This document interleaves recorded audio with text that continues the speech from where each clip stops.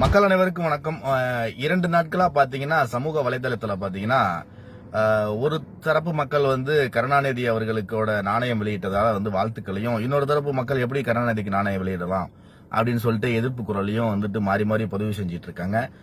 குறிப்பா பார்த்தீங்கன்னா பாரதிய ஜனதா கட்சியினர் அடிப்படை தொண்டர்கள் மத்தியில், அதாவது சமூக செயல்பாட்டாளர்கள் மத்தியில கருணாநிதிக்கு நாணயங்கள் வெளியிட்டதை மிகப்பெரிய ஒரு ஆச்சரியமாகவும் ஒரு விரும்பத்தக்காத செயல் மாதிரி பார்த்துட்டு இருக்காங்க. அவங்களுக்குலாம் ஒரு சின்ன விஷயம் ஒன்று சொல்லிக்கிறேன்.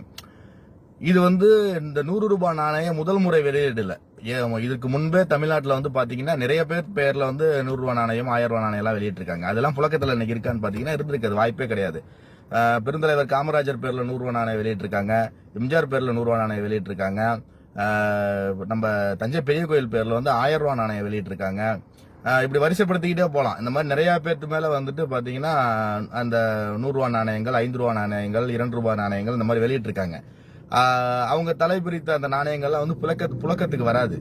இது ஒரு முன்னாள் முதல்வரை, ஒரு பெரும் தலைவர்களை கௌரவப்படுத்துற ஒரு சம்பிரதாயம். இதை மத்திய அரசு இதை செய்யணும். அது தொடர்ந்து காலங்காலமா அதை செஞ்சுட்டு இருக்கு.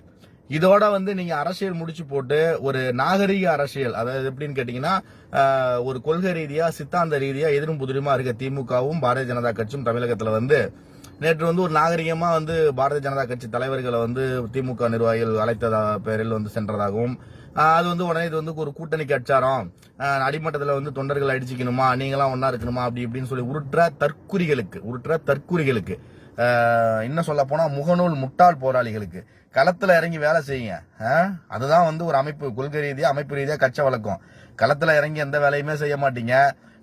நமக்கு தலைவர்கள் எதிர்த்தரப்பு தலைவர்களை பார்த்து நாகரிகமா கை குலுக்கிட்டாலோ சிரிச்சிட்டாலோ உடனே குறை பேசிட்டு இருந்தீங்க காலங்காலமா. உடனே திஜக தலைவர்கள்ங்கிறது, அது இந்த ஊபிஎஸ் ஒருபடி மேல போயிட்டு பாத்தீங்களா பாஜக நடுங்கிடுச்சு, செஞ்சிருச்சு. இதெல்லாம் மத்திய அரசோட நிகழ்ச்சி. இந்த நிகழ்ச்சியே அதை மூலம் புரிஞ்சுக்கோங்க. விருந்தாளி என்ன சொல்ல போனா இதுக்கு திமுக தலைவர்கள் தான் விருந்தாளி. இந்த நிகழ்ச்சியே மத்திய அரசோட நிகழ்ச்சி. இது நாளைக்கு மறைந்த முன்னாள் முதல்வர் ஜெயலலிதா அவர்கள் பேரிலும் வரத்துக்கு வாய்ப்பு இருக்கு. நாளைக்கு பாரதிய ஜனதா கட்சி இந்த நாட்டை ஆட்சி பண்ணும்போது அந்த பாரதிய ஜனதா கட்சியை சேர்ந்த முதலமைச்சர் யாராவது இருந்தாங்கன்னா அவங்க பேர்லயும் வரத்துக்கு வாய்ப்பு இருக்கு. இது புழக்கத்துல வர நாணயம் கிடையாது. இப்ப எப்படி மகாத்மா காந்திஜியோட போட்டோ இந்த ரூபா நோட்ல வருது, அந்த மாதிரி கிடையாது. இது ஒரு கௌரவப்படுத்துற சம்பிரதாயத்துல காலகாலமா இருக்க ஒரு நிகழ்வு. இந்த முட்டாள் முகநூல் போராளிகளும் சரி, இந்த 200 ரூபாய் ஊபிஸும் சரி, கொஞ்சம் சத்த அனத்தாம நீங்க பாட்டுக்கிறீங்க. இந்த பாரதிய ஜனதா கட்சி அரசியலுங்கிறது திமுக எதிர்ப்பு அரசியல் தான், தேசியத்தின் அரசியல் தான். கருணாநிதிக்கு நாணயம் வெளியிடக்கூடாதுன்னு சொல்றதுக்கு யாருக்கும் உரிமை கிடையாது. அதே மாதிரி கருணாநிதிக்கு நாணயம் வெளியிட்டதாலேயே பாரதிய ஜனதா கட்சி திமுக கூட்டணிக்கு வந்துடும், இவங்கெல்லாம் ஒன்னா போயிட்டாங்க அப்படிங்கறதெல்லாம் கிடையாது. திமுகவுக்கு எதிராக பாரதிய ஜனதா கட்சியோட நிலைப்பாடு மிகப்பெரிய அளவுல இருக்கும். திமுக ஊழலுக்கு எதிராக நிச்சயமா தினம் ஒரு நாளொரு ஒன்றும் பொழுதொரு மேனியமா நம்ம முன்னெடுத்துக்கிட்டே தான் இருப்போம். அதுல எந்த மாற்று கருத்தும் கிடையாது. இதுக்கு மேலாவது சித்தாந்தத்தின் அடிப்படையில நீங்க இருங்க. சும்மா முகநூல்ல கம்பு சுத்துறதால கட்சி வளர்ந்துடாது. உறுப்பினர் சேர்க்கை ஆரம்பிச்சிருக்காங்க.